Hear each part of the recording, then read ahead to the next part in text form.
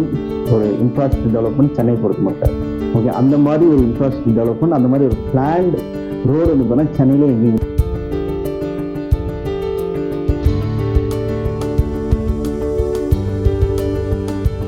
இடத்துல bus stand கொண்டு வராங்கன்னா ஒரு 500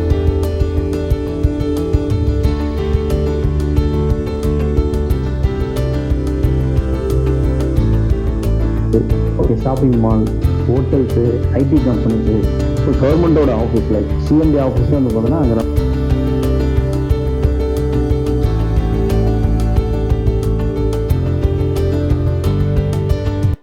அவுட்டர் ரிங் ரோடு வந்து பார்த்தோன்னா ஒரு மாபெரும் ஒரு இன்ஃப்ராஸ்ட்ரக்சர் டெவலப்மெண்ட் சென்னை பொறுத்த மட்டும். ஓகே, அந்த மாதிரி ஒரு இன்ஃப்ராஸ்ட்ரக்சர் டெவலப்மெண்ட், அந்த மாதிரி ஒரு பிளான்ட் ரோடு வந்து பார்த்தோன்னா சென்னையிலே எங்கேயும் கிடையாது. This is the first time சென்னையில் outer ring road. Okay, Madurai bypass road போட்டாங்க. அதில் நிறைய ட்ராபேக், என்ட்ரி கிடையாது, எக்ஸிட் கிடையாது, ஓகே, சப்வே கிடையாது, சர்வீஸ் ரோடு கிடையாது.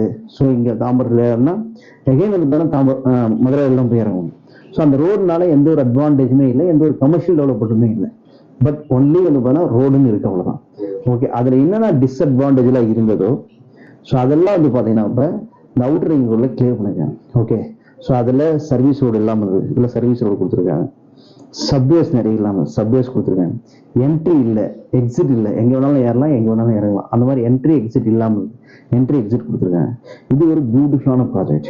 ஓகே, ஸோ இதில் வந்து பார்த்தீங்கன்னா இன்னொரு மெயினான ஒரு அட்வான்டேஜ் ஃபியூச்சர் வர போகிறது என்னன்னா, சென்ட்ரலில் ட்ரெயின் ஃபெசிலிட்டிஸ்க்கு இடம் ஆல்ரெடி ப்ரொவிஷன் கொடுத்தாரு. ஓகே, அது மெட்ரோ ட்ரெயினாக வரலாம், மோனோ ட்ரெயினாக வரலாம், என்ன ட்ரெயினாக வரலாம், ஆல்ரெடி இடம் அலாட்மெண்ட் பண்ணாங்க. ஓகே, ஸோ இந்த நம்ம தாம்பரம் வெஸ்ட்ல ஓகே இப்போ வந்து பார்த்தீங்கன்னா கிளாம்பாக்கம் பஸ் ஸ்டாண்ட் ஓப்பன் பண்ணிட்டாங்க, உங்களுக்கு எல்லாருக்கும் தெரியும். ஓகே, கோயம்பேடோட 3 மடங்கு பெரிய பஸ் ஸ்டாண்ட், கிட்டத்தட்ட 88 ஏக்கர்ஸ். ஸோ நம்ம தாம்பரம் அந்த டோல்கேட் வெஸ்ட் டோல்கேட் பக்கத்தில் பார்த்தோன்னா 3.5 ஏக்கர்ல ஆம்னி பஸ் ஸ்டாண்ட் கிடைச்சிருக்காங்க. ஓகே, ஸோ இது மேலே சென்னையில் நீங்கள் பாரிஸாக இருந்தாலும் சரி, ஓகே, அடையாறு இருந்தாலும் சரி, திருவான்மையூராக இருந்தாலும் சரி, கிண்டியாக இருந்தாலும் சரி, ஆம்னி பஸ் ஸ்டாண்ட் பிடிக்கணும்னா நீங்கள் எங்கே வரணும், தாம்பரம் வெஸ்ட் தான் வரணும். இந்த அவுட்டர் ரிங் ரோடு ஒட்ட மாதிரி தான். அதாவது நம்ம சைட்ல இருந்து கரெக்டாக அந்த ரெட் பஸ் ஸ்டாண்ட் ஆரம்பிக்கிற இடத்துல ஸ்டார்ட் பண்ண 2 தான் ஜஸ்ட் ஆர்டி ஒரு செலக்ட் பண்ணி அந்த இடத்துல தண்ணி தேங்காதுன்னு தெரிஞ்சாதான் ஒரு ரெட் பஸ் ஸ்டாண்டே கொண்டு அதான் சொல்ல வரேன். ஓகே, இப்போ வந்து பார்த்தீங்கன்னா அந்த இடத்துல பஸ் ஸ்டாண்டு கொண்டு வராங்கன்னா ஒரு 500 பஸ்ஸஸ் வந்து நிற்கும். ஒரு பஸ் வந்து பார்த்தீங்கன்னா ₹1 500 பஸ் வந்து நின்றுட்டு அங்கே வந்து தண்ணி நின்று ஓகே அந்த பஸ் எல்லாமே வந்து ஸ்பாயில் ஆகணும். அந்த மாதிரி ஒரு கவர்மெண்ட் ஒரு ப்ராஜெக்ட் பண்ணுவாங்க. First number 1 question. Okay, so இப்போ வந்து பார்த்தீங்கன்னா அவுட்டர் ரிங் ரோட்ல லாஸ்ட் இயர் மழை வந்து அந்த தண்ணி போகிறதுக்கு இடைஞ்சலா இருக்குது. இப்போ வந்து பார்த்தீங்கன்னா அந்த அவுட்டர் ரிங் ரோட ஃபுல்லாக கட் பண்ணி கெனால் வந்து பார்த்தீங்கன்னா அந்த ஃபார்ம் பண்ணிட்டு இருக்கோம், ஒர்க் பண்ணிட்டு இருக்கேன். லாஸ்ட் இயர் கவர்மெண்ட்ல ஸோ தாம்பரம் வெஸ்ட்ல தண்ணி நிற்காததுக்கு மட்டும் 1500 crores இன்வெஸ்ட்மெண்ட் பண்ணி ஓகே, ஸோ இப்போ ஒர்க் போயிட்டு இருக்கு. Okay, so next year rain வரும்போது நீங்க பாருங்க, ஸோ எல்லா மீடியாவும் அங்கே போவாங்க.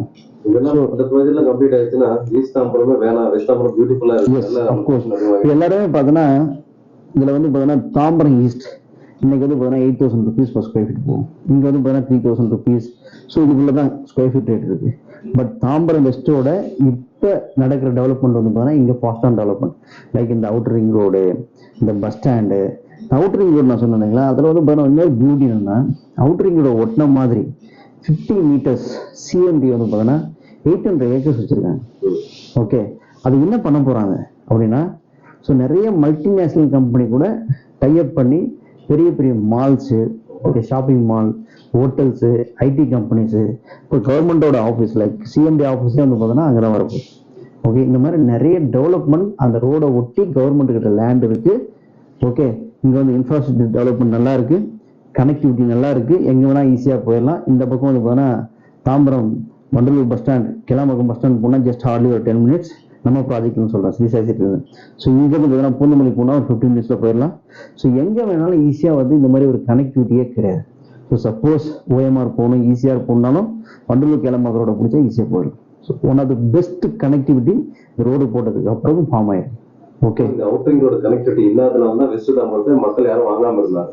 அது ஒரு கனெக்டிவிட்டி மதுரை பைபாஸ் ரோடு போட்டாங்க. அதனுடைய அது எதிர்பார்த்த அளவுக்கு அந்த ரோட்ல வந்து பார்த்தோன்னா அது ஒரு ஃபெயிலியர் ரோடுன்னு தான் சொல்லுவாங்க. ஏன்னா சர்வீஸ் ரோடு இல்லை, என்ட்ரி இல்லை, எக்ஸிட் இல்லை, சப்வேஸ் இல்லை, கனெக்ட் பண்றதுக்கு ரோடு இல்லை.